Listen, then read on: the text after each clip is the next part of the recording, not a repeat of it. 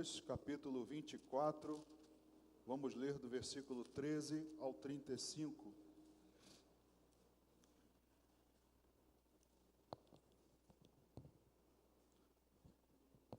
Lucas, capítulo 24, do verso 13 ao 35.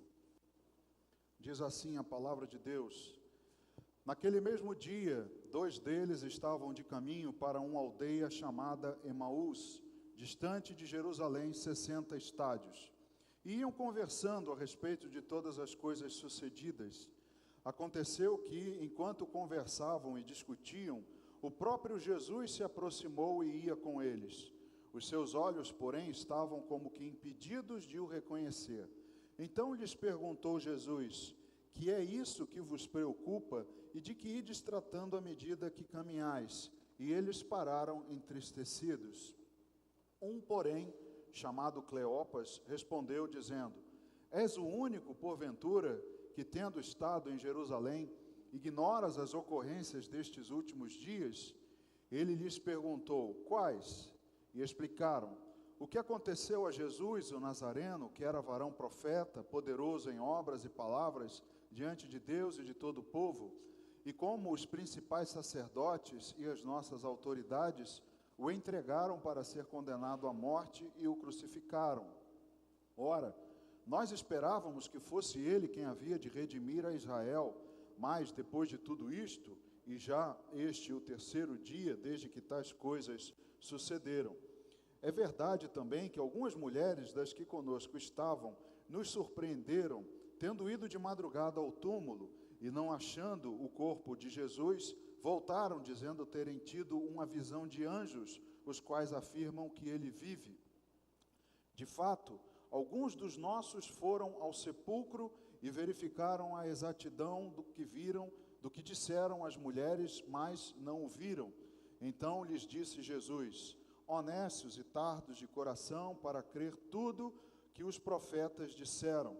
Porventura não convinha que Cristo padecesse e entrasse na sua glória? E começando por Moisés, discorrendo por todos os profetas, expunha-lhes o que a seu respeito constava em todas as Escrituras. Quando se aproximavam da aldeia para onde iam, fez ele menção de passar adiante. Mas eles o constrangeram, dizendo: Fica conosco, porque é tarde e o dia já declina. E entrou para ficar com eles. E aconteceu que, quando estavam à mesa, tomando ele o pão, abençoou-o e, tendo-o partido, lhes deu. Então se lhes abriram os olhos e o reconheceram, mas ele desapareceu da presença deles. E disseram um ao outro: Porventura não nos ardia o coração, quando ele, pelo caminho, nos falava, quando nos expunha as Escrituras? E na mesma hora, levantando-se, voltaram para Jerusalém, onde acharam reunidos os 11 e outros com eles, os quais diziam: O Senhor ressuscitou e já apareceu a Simão. Então os dois contaram o que lhes acontecera no caminho e como fora por eles reconhecido no partir do pão. Amém. Ó Deus, obrigado, Senhor, pela Tua palavra, que temos o privilégio de ouvir neste dia, depois de um dia de trabalho cansativo, corrido para muitos de nós, mas um momento abençoado, porque como um refrigério, meu Deus, podemos ouvir a Tua palavra. O nosso alimento, Deus, que nos fortalece, mesmo, ó Pai, diante de tantas dificuldades e tanto cansaço, nos sentimos renovados, meu Deus, por ela. Pedimos ao Senhor que ela seja ministrada essa noite, que o Senhor me use, ó Deus, de acordo com a Tua vontade, debaixo do poder do Espírito Santo, quebrando, meu Deus, barreiras de entendimento, para que todos nós possamos ouvi-la e recebendo, meu Deus, darmos frutos. Oramos ao Senhor, meu Deus, para que isso aconteça com todos nós, te agradecendo em nome de Jesus. Amém. Amém, irmãos, podem sentar. Amados, esta é uma das muitas passagens, evidências da ressurreição de Jesus. O apóstolo Paulo diz na carta aos Coríntios que, de uma certa vez, mais de 500 pessoas viram o Senhor ressurreto, além dos apóstolos aqui, como viram, né, esses discípulos que estavam de caminho, e evidências que falam da ressurreição, o cerne do cristianismo, o que diferencia, né, em princípio, de todas as outras religiões, porque todos os outros morreram e são possíveis de serem visitados os túmulos até hoje, mas como nós vimos aqui no texto, eles foram ao sepulcro e nada viram. Estão sentindo um eco na minha voz? Não? Microfonia? Eco? Amém. É suportável? Ok. Então, esta é uma das várias evidências da ressurreição. Se nós não crermos nessa doutrina, como Paulo disse, se nós não acreditarmos que Cristo ressuscitou, se é verdade que Ele não ressuscitou, nós também não. Se é verdade que Ele não ressuscitou, nós ainda estamos mortos em delitos e pecados e carecemos ainda do Salvador. Então, essa evidência da ressurreição de Jesus é muito importante para os cristãos. E Lucas e Marcos, aliás, os dois únicos que falam a respeito dessa viagem dos dois discípulos, Lucas dando detalhe inclusive do nome da cidade, Emaús, só aqui ela aparece em toda a Bíblia, fala a respeito dessa viagem de dois discípulos desconhecidos. Só é mencionado, né, o nome de Cleopas, o outro nem é mencionado, mas esses homens desconhecidos andando a caminho de uma cidade pouquíssimo conhecida, numa caminhada de aproximadamente 11 quilômetros, é o que equivale a 60 estádios. Então, essa passagem fala dessa viagem dos dois homens, e essa viagem mostra o comportamento deles, que pode ser, inclusive, o de muitos de nós. Homens que estão num afazer comum, rotineiro, né, de voltar, estavam voltando nesse momento da celebração da Páscoa em Jerusalém, homens voltando, mas com o comportamento de, na conversa, você viu aqui comigo, deles falarem a respeito das coisas que estavam acontecendo, abrindo o coração um para o outro, mostrando que eles ali naquele momento estavam entristecidos, abatidos, não é? Coisas comuns que nós também podemos passar. Nós também, num afazer diário, cotidiano, indo para o trabalho, encontrando alguém, vamos conversando e também vamos abrindo o nosso coração e falando das nossas angústias, dos nossos temores, tudo bastante normal. Mas também mostra a passagem que Jesus trata esse comportamento. A passagem mostra que isso é rotineiro, mas mostra uma intervenção de Jesus com esses dois homens que estavam tão abatidos e entristecidos. Mostra como Jesus corrige o nosso rumo. Jesus não está alheio, Ele está caminhando conosco, observando a nossa jornada, mas ao ver os comportamentos, Ele intervém para que isso seja corrigido. Então, nessa passagem, nós vamos ver o desenrolar dessa história, como Jesus atua, o que esses homens pensam, agem, né, da maneira como eles agem, para que nós possamos aprender. O primeiro ponto é a conversa dos discípulos, como nós já falamos e lemos, e vamos ler de novo do versículo 13 ao 17, que diz assim: naquele mesmo dia, 2 deles estavam de caminho para uma aldeia chamada Emaús, distante de Jerusalém 60 estádios, e iam conversando a respeito de todas as coisas sucedidas. Aconteceu que, enquanto conversavam e discutiam, o próprio Jesus se aproximou e ia com eles. Os seus olhos, porém, estavam como que impedidos de o reconhecer. Então lhes perguntou Jesus: que é isso que vos preocupa e de que ides tratando à medida que caminhais? E eles pararam entristecidos. Como eu disse, aparentemente um afazer comum, uma caminhada comum, não é? Na volta da Páscoa, e aí a gente pode traçar um paralelo hoje. Você também pode estar fazendo uma caminhada, né? Fazendo o seu exercício. Eu não sei se você gosta de conversar enquanto faz exercício. Eu não gosto, nem quando eu caminhava. Gostava de caminhar calado, não queria ninguém falando do meu lado. E hoje, graças a Deus, eu nado. Até hoje não inventaram uma maneira de alguém conversar com você enquanto você está nadando. Então, para mim, é maravilhoso. Mas, de repente, você, quando está lá no seu afazer, na academia, né, você gosta de que alguém converse contigo. E aí, essa caminhada comum, e é muito bom ter com quem conversar, como eles aqui estavam conversando das coisas que haviam acontecido, né? É bom a gente ter alguém com quem conversar, com quem abrir o nosso coração, alguém amigo, alguém de Deus, que possa ouvir, né, as suas angústias, te aconselhar da maneira correta. Isso é muito bom. E mesmo que você não tenha essa pessoa, você tem a certeza de que Jesus também faz esse papel de bom amigo com quem você pode conversar na oração, abrindo o seu coração. E nós, com essas pessoas de confiança, conversamos, né, sobre o que nos acontece durante o dia, durante a nossa vida, né, os nossos temores, abrimos o nosso coração, compartilhamos aí as nossas angústias, tudo o que nos preocupa.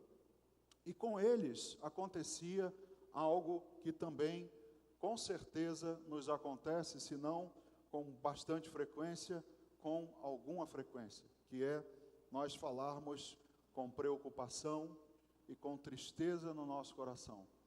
E isso, irmãos, acontece com muitos de nós, a ponto de muitos não saberem lidar com isso e acabam, né, numa depressão, numa síndrome aí, alguma coisa perturbadora, né, que abala os nervos, ou tira o seu sono, enfim, tira a sua tranquilidade. Mas essa conversa dos homens estava tendo esse conteúdo que nós também temos hoje. Muitos com preocupação, muitos com angústia, muitos com temores, sem nós sabermos o dia de amanhã, o que vai nos acontecer, o que acontece lá fora nos impacta hoje aqui dentro, e aí nós vamos também nessa nossa caminhada. O segundo ponto que eu vejo aqui no texto, que eu quero compartilhar com você, é algo extremamente importante, que é a intromissão de Jesus na conversa. No versículo 15, nós vemos que aconteceu que, enquanto conversavam e discutiam, o próprio Jesus se aproximou e ia com eles. Como eu disse, é a prova de que Jesus acompanha a nossa caminhada e está atento a tudo. Não somente a sua caminhada de exercício, mas o seu dia a dia, o seu trabalho, a sua faculdade, como você atua, né, na igreja, em ministérios, como você dá testemunhos quando você não está aqui. Jesus está atento a tudo. Mesmo quando você não abre o seu coração com Ele, como Ele é seu amigo, mesmo quando você não faz, e faz isso com outra pessoa, Ele está ouvindo, percebendo o que você está falando. E Ele, então, nesse momento, Ele se intromete, poderíamos pensar assim. Ele se inclui na conversa, né? E muitos poderiam pensar assim, pô, mas quem chamou esse cara? Quem é esse já se meteu, que está aqui se metendo na nossa conversa? E eu te pergunto, você gostaria que alguém se intrometesse na sua depressão? Há pessoas, irmãos, que quando estão num momento de tristeza, você já ouviu falar naquelas pessoas que são maníaco-depressivas? Tem mania por depressão, não conseguem viver se não tiver uma fossa para curtir, uma tristeza, se não tiverem um problema, uma tribulação. Se estiver tudo bem, tem que arrumar alguma coisa que esteja errado, porque ela não consegue. Se tirarem isso dela, ela fica chateada. Então, muitos poderiam pensar isso da intromissão de Jesus. Quem é você para atrapalhar a minha dor de cotovelo? Quem é você para me atrapalhar nesse meu momento? Eu quero ficar calado, eu quero curtir a minha tristeza. Não se intrometa naquilo que não é seu. poderíamos dizer assim, acontece, irmãos, que Jesus só se intromete no que é dele. Jesus respeita o livre-arbítrio de todos nós. Se você tomar a decisão mais absurda, Jesus vai respeitar a sua decisão. Mas, a partir do momento que você é dele, você se entregou a ele, e ele é seu Senhor, ele tem o direito sim de se intrometer. Como nós poderíamos pensar com respeito aos nossos filhos. Os nossos filhos não podem dizer para nós, olha, não se mete na minha vida não. Como não? Você é meu filho, eu sou responsável por você. Que negócio é esse? Por que eu não posso me intrometer? Vou me intrometer sim e quero saber o que está acontecendo. E vou corrigir o que está errado. Então Jesus assim também faz como um pai zeloso. No Evangelho segundo João, no capítulo 10, no versículo 27 e 29, Evangelho segundo João, capítulo 10, versículos 27 a 29. Perdão. As minhas ovelhas ouvem a minha voz, eu as conheço e elas me seguem. Eu lhes dou a vida eterna, jamais perecerão e ninguém as arrebatará da minha mão. Aquilo que meu Pai me deu é maior do que tudo e da mão do Pai ninguém pode arrebatar. Palavras de Jesus a respeito das suas ovelhas. Ele diz que as ovelhas são dele, que elas reconhecem a voz, que elas o obedecem, que ninguém pode tirar as ovelhas da sua mãe. Aquilo que o Pai deu é maior do que tudo. Então Jesus recebeu alguma coisa, ele mesmo diz, aquilo que meu Pai me deu, de modo algum eu vou lançar fora. Então Jesus, se ele é seu Senhor, se você pertence a ele, ele vai se intrometer na sua vida, na sua caminhada, no seu rumo, porque ele quer corrigir o seu rumo, ele quer participar, ele quer ouvir da sua boca o que é que está te angustiando. Então ele quer corrigir o nosso comportamento. Voltando lá ao Evangelho segundo Lucas, no capítulo 14, no versículo 17. Perdão. Lucas 24. Estou trocando as bolas aqui. Lucas 24, versículo 17. Ele diz assim: então lhes perguntou Jesus, que é isso que vos preocupa e de que ides tratando à medida que caminhais? E eles pararam entristecidos. Irmãos, o que nós podemos pensar a respeito dessa pergunta de Jesus? Uma das regras de interpretação é: você pode não saber o que aquilo que está escrito significa, mas se você souber o que não significa, já é muita coisa. Então, quando nós lemos que Jesus pergunta a eles o que lhes preocupa, não é que Jesus não saiba. Você pode não saber explicar, mas você sabe que isso não é verdade, que Jesus é Senhor, é onisciente, sabe de tudo. Então, nós podemos encarar essa pergunta de Jesus como uma pergunta retórica. A pergunta retórica é aquela que não espera uma resposta. Ela apenas tem um efeito de fazer com que quem está ouvindo a pergunta pare para pensar. É o que Jesus está querendo fazer com esses homens. O que vocês estão pensando? O que vocês estão tratando à medida que vocês estão caminhando? Que é para ver se eles param e pensam assim: caramba, eu não tinha pensado no que eu estou falando. Eu não tinha pensado no que está me vindo à mente. Eu não tinha pensado que essas preocupações, essas minhas tristezas, isso de fato não tem fundamento. O intuito de Jesus é fazer com que eles pensassem. Por isso ele diz mais à frente: ó nécios e tardos de coração. Nécio é estúpido, e tardo de coração é aquele homem lento espiritualmente. É aquele que demora a entender o que está acontecendo. E aí você tem que fazer aquela pergunta retórica, né? Quando você fala para o seu filho: você já foi tomar banho? Está na cara que se ele não foi, você sabe muito bem. mas você faz essa pergunta para ele, para ver se ele se toca, né? Ih, realmente não fui, vou lá.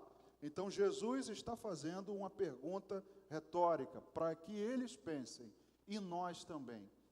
Porque quando nós estamos nesse comportamento, nessa prática, de na nossa caminhada, nos sentirmos abatidos, pensativos, preocupados, você vê que quando ele faz a pergunta, eles pararam entristecidos. Uma tristeza profunda que Jesus vê e aí faz essa pergunta retórica também essa noite para mim e para você. O que está te preocupando? Por que você está aí entristecido? O que é isso que você tem conversado, relatando tanta tristeza, tanto abatimento? Que é para ver se você, nesse momento, pensa e reconhece que Jesus está tentando corrigir o seu rumo, o seu comportamento, aquilo que você pensa e a maneira como você encara a vida. Porque a tristeza e o abatimento, irmãos, não nos deixa enxergá-lo. Terça-feira, o pastor Paulo falou da passagem que Jesus faz um lodo com a saliva e aplica nos olhos de um cego, e aí pergunta, você está vendo? Só estou vendo uns homens aí parecidos com árvores. E aí ele vai de novo e, no segundo toque, né, corrige perfeitamente a visão do homem.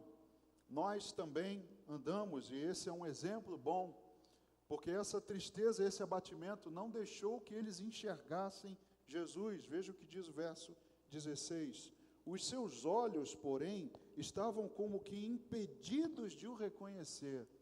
Veja o perigo do abatimento, da tristeza, das preocupações podem nos causar. Nós corremos o risco de não perceber Jesus. E sabemos que Ele está conosco na caminhada. Ele está ao nosso lado, Ele é nosso companheiro. Ele disse que vou estar com vocês até o final dos tempos. Jesus está conosco, mas essa tristeza e abatimento não os deixou ver e também não deixa ver a nós. Então, irmãos, é o que Ele está querendo nos dizer. Nós agimos como se Ele não soubesse dos nossos problemas, como se Ele não fosse conhecedor. No versículo 18, veja o que os homens dizem para Ele. Um, porém, chamado Cleopas, respondeu, dizendo, és o único, porventura, que tendo estado em Jerusalém, ignoras as ocorrências destes últimos dias? Está perguntando para Jesus, você é o único que não sabe? Nós hoje também perguntamos para Jesus, Jesus, você não está sabendo da minha tribulação, da minha dificuldade? Você é o único que não está vendo? Todo mundo sabe, mas só o Senhor não está vendo? E aí, como é que eu fico nessa história? É como se nós colocássemos Jesus também contra a parede. Porque não o vemos, e quando vemos, ainda mandamos essa para Ele, né? O Senhor não está vendo a minha situação? O Senhor não está sabendo dos meus problemas? Enquanto que Jesus faz uma pergunta retórica, sabendo muito bem o que está acontecendo. Jesus sabia perfeitamente o que eles estavam conversando, mas o intuito é, o que é que te preocupa? O que é que te incomoda? Para pensar nisso, para que você caia na real. Realmente, Jesus está comigo, Jesus tem o controle da minha vida, Jesus me acompanha, nada do que acontece sai do controle dele ou não é da vontade dele. Por que eu estou preocupado com isso? Por que eu ando falando essas coisas? Por que eu ainda continuo dizendo isso? Esse homem que é mencionado aqui, chamado Cleopas, significa de um pai renomado. É o que significa Cleopas, de um pai renomado. E aí eu te pergunto, irmãos, quem foi feito filho do Deus Todo-Poderoso? Eu e você. Nós fomos feitos filhos de Deus. Nós, hoje, no significado, né, na raiz da palavra, somos Cleopas também. Porque o nosso Pai é renomado. Nosso Deus é um Deus que é um nome acima de todo nome. Então, nós também precisamos pensar o que é que está nos preocupando, sabendo quem eu sou, sabendo que eu tenho um Pai renomado, que eu fui feito filho de Deus, que Ele está comigo e tem o controle de tudo. Então, o que nos impede de reconhecer Jesus? Esses homens estavam ali caminhando e, como nós vimos, eles não reconheceram Jesus porque os seus olhos estavam impedidos. Aqui no capítulo 24 de Lucas, nos versículos 25 e 26, diz assim: Então lhes disse Jesus: honestos e tardos de coração, para crer tudo o que os profetas disseram. Porventura não convinha que o Cristo padecesse e entrasse na sua glória? Eu disse para vocês que nécio é estúpido e tardo de coração é um lento espiritual. Será que a nossa estupidez está nos impedindo de enxergar Jesus? Será que está nos impedindo de ouvir essa pergunta e fazer essa análise? Realmente essa minha preocupação não faz sentido algum, não tem fundamento nenhum. Será que é a nossa estupidez? Será que é a nossa incredulidade? No capítulo 24, do 19 ao 24, diz assim: Ele lhes perguntou, quais? Como se não soubesse a resposta, né? E explicaram o que aconteceu a Jesus, o Nazareno, que era varão profeta, poderoso em obras e palavras, diante de Deus e de todo o povo, e como os principais sacerdotes e as nossas autoridades o entregaram para ser condenado à morte e o crucificaram. Ora, nós esperávamos que fosse ele quem havia de redimir a Israel.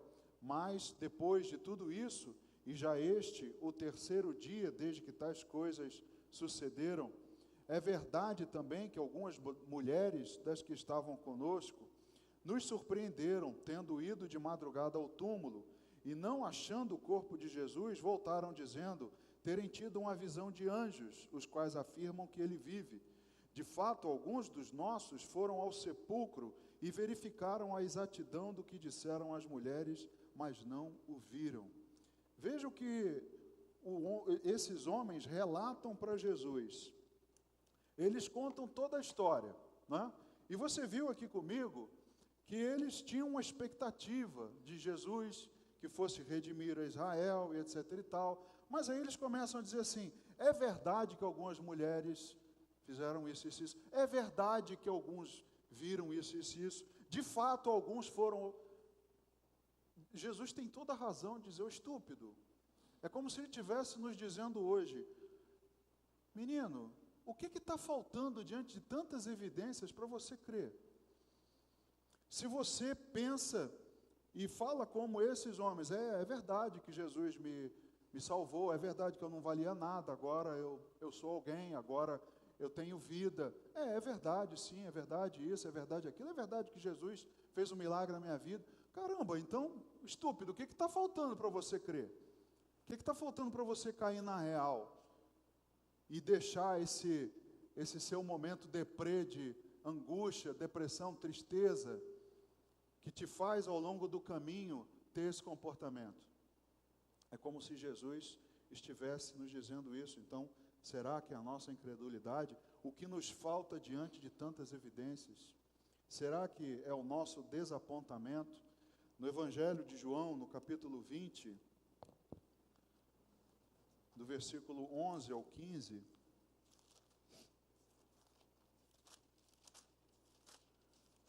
João 20, do 11 ao 15, diz assim: Maria, entretanto, permanecia junto à entrada do túmulo, chorando. Enquanto chorava, abaixou-se e olhou para dentro do túmulo, e viu 2 anjos vestidos de branco, sentados onde o corpo de Jesus fora posto, um à cabeceira e outro aos pés. Então eles lhes perguntaram: mulher, por que choras? Ela lhes respondeu: porque levaram o meu Senhor e não sei onde o puseram. Tendo dito isto, voltou-se para trás e viu Jesus em pé, mas não reconheceu que era Jesus. Perguntou-lhe Jesus: mulher, por que choras? A quem procuras? Ela, supondo ser ele o jardineiro, respondeu: Senhor, se tu o tiraste, dize-me onde o puseste, e eu o levarei. Será que é o desapontamento que nos impede de ver Jesus? Veja que Jesus aqui faz uma outra pergunta retórica para ela, né? Mulher, por que você está chorando? Quem é que você está procurando? Ele mesmo está perguntando. E ela mesmo ouvindo essa pergunta, que era para ela se tocar, ela não se toca. E diz para ele assim, olha, se você tirou ele daqui, me diz onde você está, porque eu estou profundamente decepcionada. Cheguei aqui agora, vi anjos, vi tudo, mas não vi Jesus, eu estou extremamente decepcionado. Será que é esse desapontamento, esse tipo de desapontamento que nos impede de ver Jesus? Será que é o nosso temor? Voltando lá ao capítulo 24 de Lucas, do versículo 36 e 37,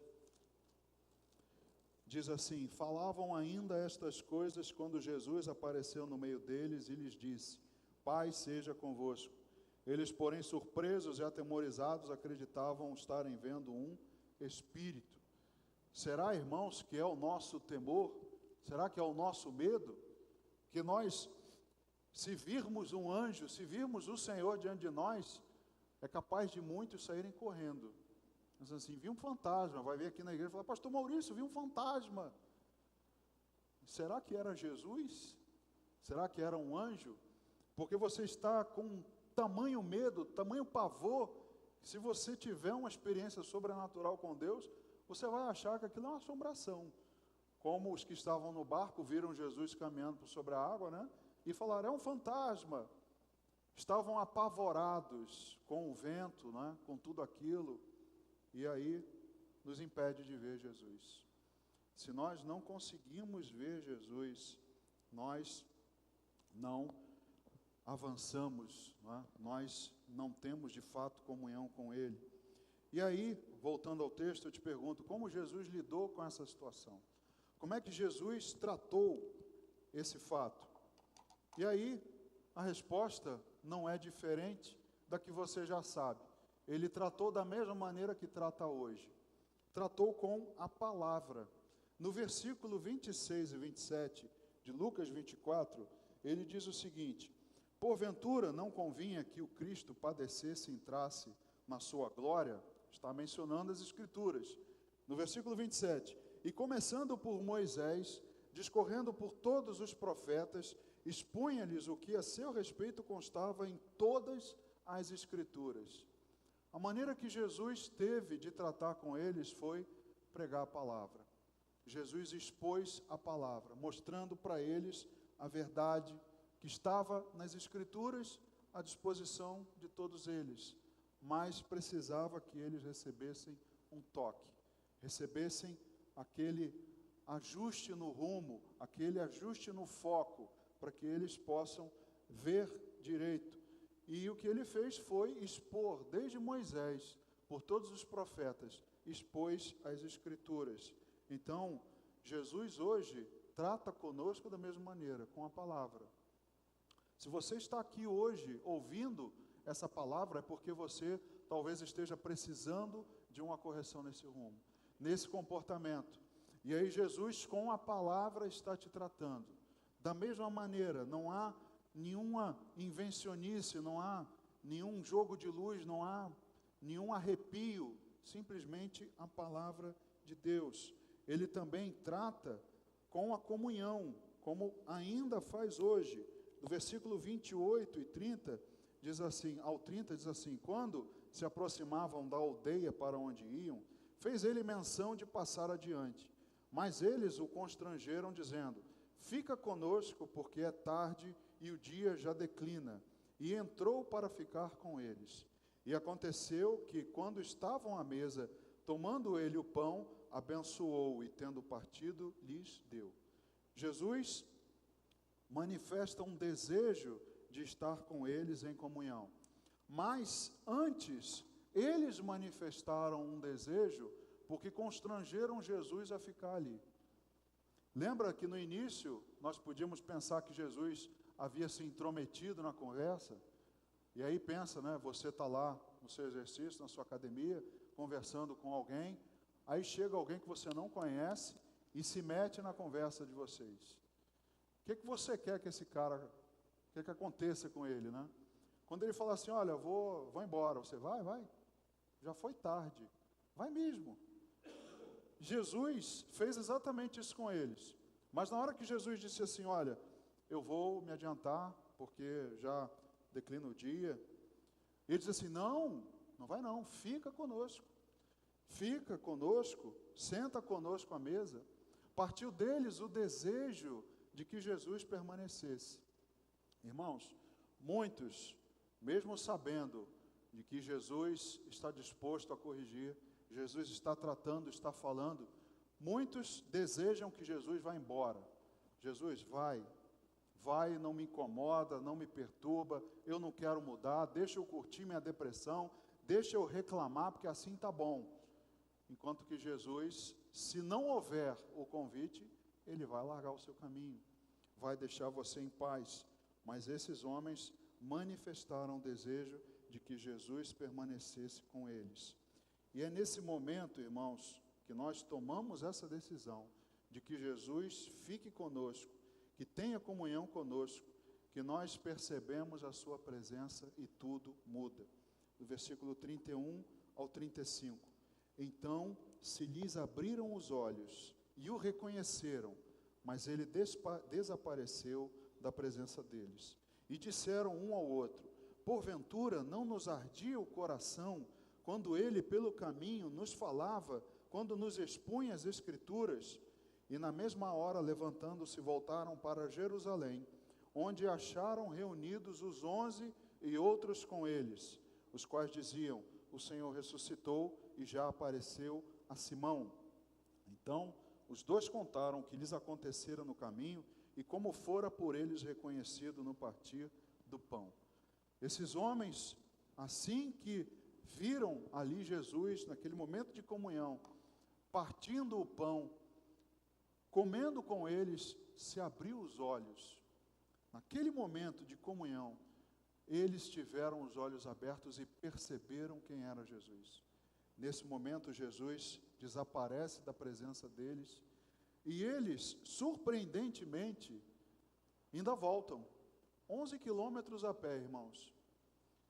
A experiência foi tão impactante que eles resolveram voltar os 11 quilômetros para contar para os outros. E foram contar algo que já não era novo. Já apareceu aqui. Sua notícia não é nova. Mas eles andaram 11 quilômetros, irmãos, com o coração ardendo.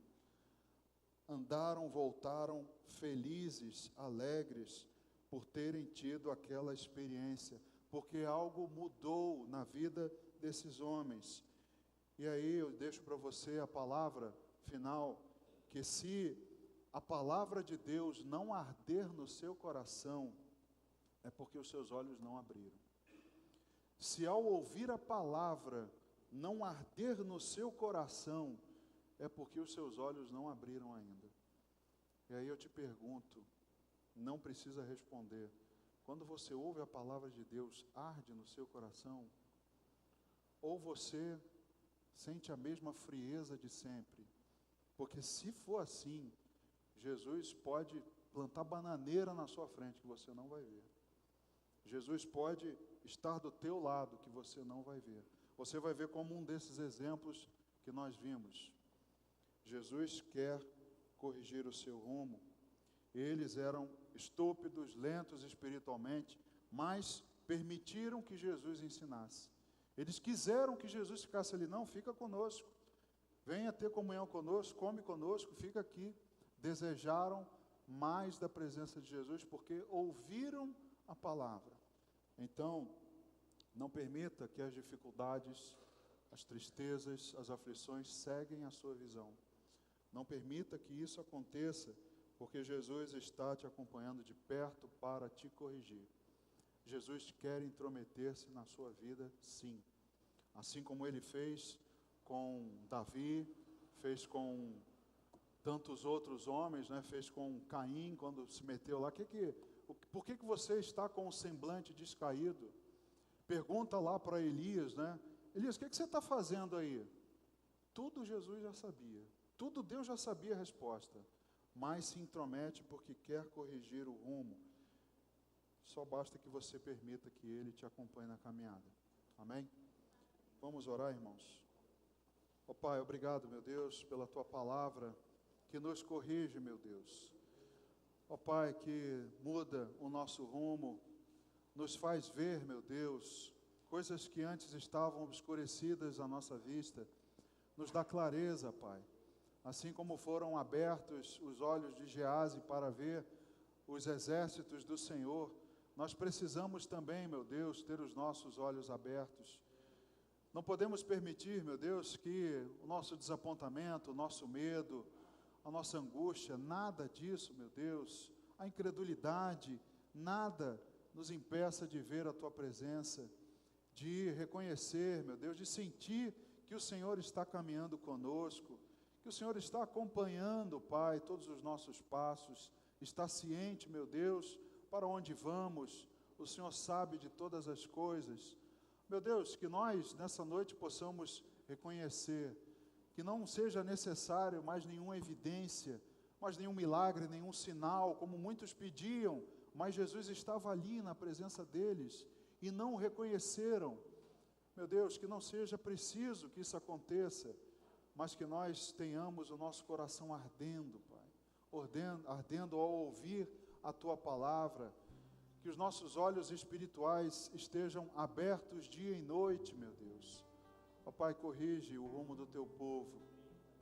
Trata, Senhor, com todos nós essa noite, com mansidão, com sabedoria. Meu Deus, que cada um possa pensar, meditar, meu Deus, naquilo que tem dito, naquilo que tem pensado. Se nós precisamos ouvir as perguntas de Jesus, o que nos preocupa, meu Deus, que nós nessa noite possamos ter paz no nosso coração e permitir que o Senhor nos ensine e corrija o nosso rumo. Assim nós oramos, meu Deus, te agradecendo por isso, em nome de Jesus. Amém.